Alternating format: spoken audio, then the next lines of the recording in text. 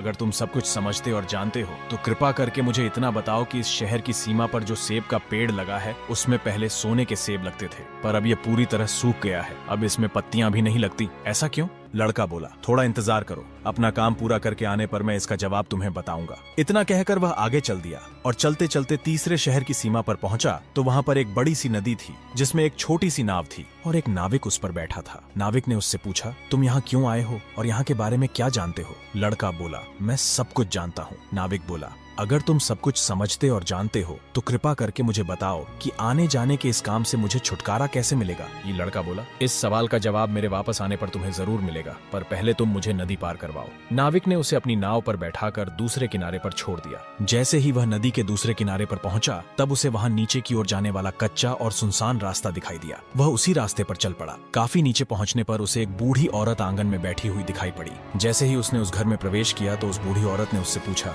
अरे बच्चे, तू कौन है और यहाँ क्यों आया है? क्या तुम्हें नहीं पता कि यहाँ शैतान रहता है? लड़का बोला, मैं सही जगह पर आया हूँ, अब आप मेरी सहायता करो। मुझे शैतान के सर के 3 सोने के बाल चाहिए, नहीं तो मुझे मेरी पत्नी वापस नहीं मिलेगी। बूढ़ी औरत बोली, बेटा, ये तो तेरी बहुत बड़ी मांग है, इसे पूरा करना इतना आसान नहीं है। जब राक्षस घर वापस आकर तुझे यहाँ देखेगा तो कच्चा ही चबा जाएगा, इसलिए मुझे ही तेरी रक्षा करनी पड़ेगी। उस बूढ़ी औरत को लड़के पर तरस आ गया। उसने लड़के को घर में छुपा दिया। लड़का बोला, बूढ़ी माँ, मुझे आपसे 3 सवालों के जवाब भी पूछने हैं। पहला सवाल है, एक कुआं जिसमें से पहले शरबत की तरह मीठा पानी निकलता था आजकल क्यों सूख गया है? दूसरा सवाल है कि एक सेब का पेड़ जिस पर पहले सोने के सेब लगते थे अब उस पर पत्ते भी नहीं लगते, वह पेड़ क्यों सूख गया है? तीसरा सवाल है कि एक नाविक को क्यों हमेशा इधर से उधर जाना पड़ता है, उसे इससे छुटकारा क्यों नहीं मिलता? बूढ़ी माँ बोली, ये तीनों बड़े कठिन सवाल हैं। इन सवालों के जवाब भी हमें राक्षस से ही मिल सकते हैं। मैं तेरे लिए यह कोशिश भी जरूर करूंगी, पर अब तू चुपचाप छुप जा, नहीं तो जिंदा नहीं बच पाएगा। शाम को राक्षस घर पहुंचा। अंदर घुसते ही उसने शोर मचाना शुरू कर दिया, मुझे अपने घर में किसी मनुष्य की गंध आ रही है, आज जरूर कुछ गड़बड़ है। यहाँ कौन आदमी आया था? इतना कहकर उसने पूरे घर में झांक कर देखा, पर उसे कोई भी मनुष्य नहीं मिला। उसकी दाई माँ उस पर गुस्सा करने लगी और बोली, अभी कुछ देर पहले ही तो मैंने पूरा घर साफ किया है, मुझे तो यहाँ कोई मनुष्य नहीं दिखाई दिया।